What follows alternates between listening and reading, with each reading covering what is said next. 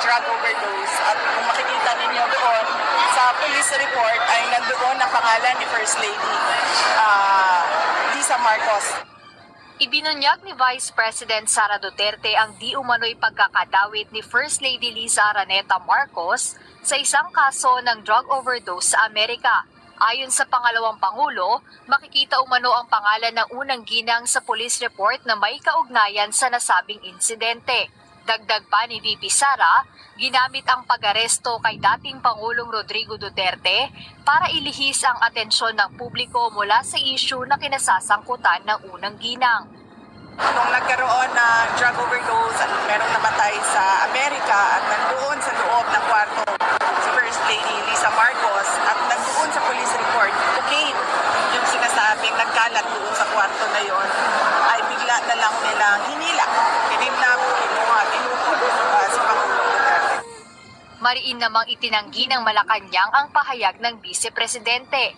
Buwelta ni Palace Press Officer Undersecretary Claire Castro, malinaw na nasa bansa na ang First Lady bago pa man inaresto si dating Pangulong Rodrigo Duterte.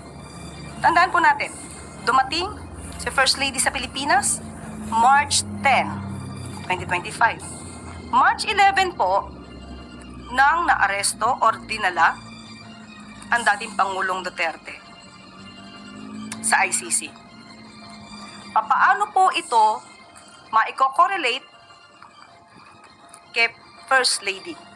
Samantalang March 11, nandito na siya sa Pilipinas, kasama ang sinabi po natin mga representatives ng Girl Scouts of the Philippines.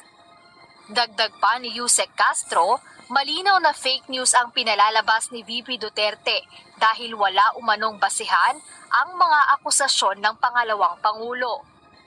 Ito po, ang sinabi ni VP Sara, ay walang paggalang sa pamunuan, sa organisasyon ng Girl Scouts of the Philippines. Pinapalabas niya na ang event na to ay hindi nangyari. So, tanong natin, dapat pa bang paniwalaan ang mga sinasabi ni Vice Presidente?